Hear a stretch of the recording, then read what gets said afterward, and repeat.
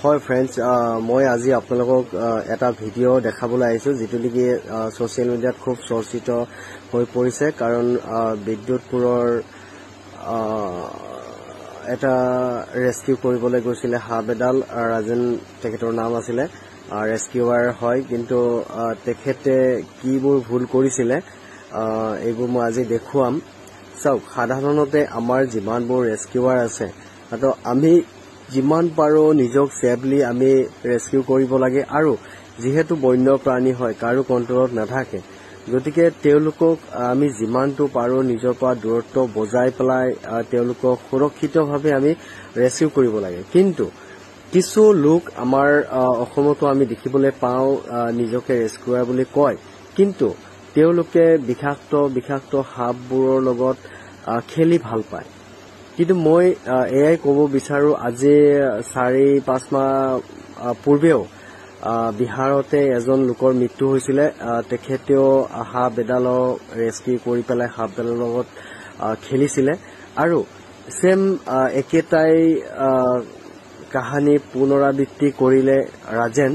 বিদ্যুৎপুৰৰ হয়, তেখেত ৰেস্কিউ কৰিছিলে সাপডাল সুস্থভাৱে, কিন্তু সাপডাল তেওঁ ৰাইজক দেখুৱাবলৈ আৰু ভিডিঅ' বনাবলৈ গৈ পেলাই তেখেতে কিছুমান ভুল কৰিছিলে। চাওক, সাপডাল যিহেতু আপোনাৰ বন্যপ্ৰাণী হয়, তো এইডালে কাৰো মৰম দয়া একো বুজি নাপায়। গতিকে তেওঁ এডিক্টেড হৈ গৈছে আৰু তেওঁ কেনেকে জোকাই আছে চাওক।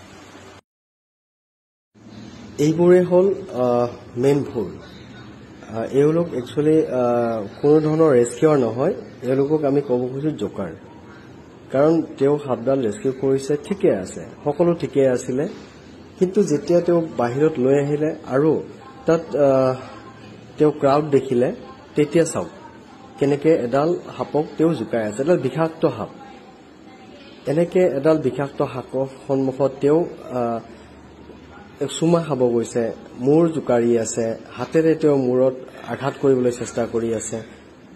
তো সাপডালটো খং উঠাটো স্বাভাৱিক হয় আৰু এইবোৰ দেখাবলৈ একো নাছিলে। সাপডাল ৰেস্কিউ কৰিছে, তেওঁক দিবলৈ চাওক কেনেকে আকৌ মূৰত মাৰি দিলে। সাপডালক তেওঁ এনেকে জোকাই আছে যেন তেওঁৰ কোনোবা ঘৰত পোহা কিবা এটা মানে প্ৰাণী হয় বা তেওঁৰ কোনোবা লগোৱা হয়, তো তেনেকুৱা কৰি আছে। তেনেকুৱা বিহেভ কৰি থকাৰ কাৰণে সাপডাল এডিক্টেড হৈ গৈছে আৰু তেওঁৰ খং একেবাৰে মূৰ চুইছে গ'ল।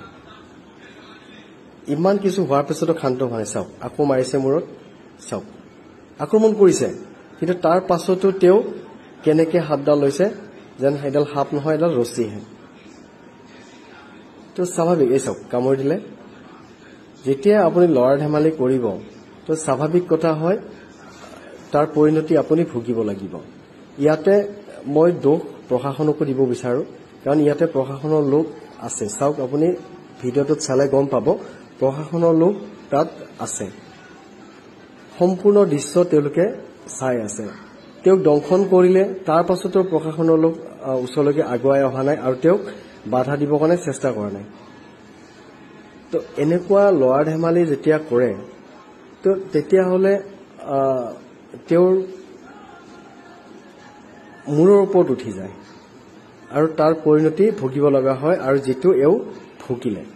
আজি তেওঁৰ পৰিয়ালক মই সমবেদনা জ্ঞাপন কৰিছো, কিন্তু হ'লেও এয়া যাতে দ্বিতীয়বাৰ নহয়। চাওক, তাৰ পাছতো তেওঁ কি ভুল কৰিলে, মুখেৰে কামুৰিছে, কামুৰি বিষ ওলাবলৈ চেষ্টা কৰি আছে। তেওঁ যেন বিষ ওলাব পাৰিব। তেওঁ ৰেস্কিউৱাৰ বুলি কোৱাৰ পিছতো তেওঁ অন্ধবিশ্বাসত গৈছে, কামুৰি তেজ ওলাবলৈ চেষ্টা কৰিছে, আকৌ এজনক চিঞৰি চিঞৰি কৈ আছে হাতখন বান্ধিবলৈ। তেওঁ যদি প্ৰকৃত ৰেস্কিউৱাৰ হলে তেনেকুৱা নকৰিলেহেঁতেন। তো এতিয়া চাওক, মানুহজন সাপডাল আকৌ হাতত লৈছে, আকৌ এতিয়া ঢলিবলৈ চেষ্টা কৰিছে। চাওক, তেওঁ লাহে লাহে বেলেঞ্চ হেৰুৱাই পেলাইছে আৰু এতিয়া বহি গ'ল। চাওক, নিজক বেলেঞ্চ কৰিবলৈ চেষ্টা কৰি আছে, কিন্তু তেওঁ অলৰেডি তেওঁৰ মগজুৱে কাম কৰা বন্ধ কৰিবলৈ ধৰিছে, তেওঁৰ নাৰ্ভ ছিষ্টেমে কাম কৰিবলৈ বন্ধ কৰিব ধৰিছে। এতিয়া চাওক, মানুহজনে আকৌ ভৰাবলৈ চেষ্টা কৰি আছে, কিন্তু এতিয়া বেলেঞ্চিং শেষ হৈ গ'ল, মূৰে কাম নকৰা হ'ল। চাওক, ঢলি পৰিলে।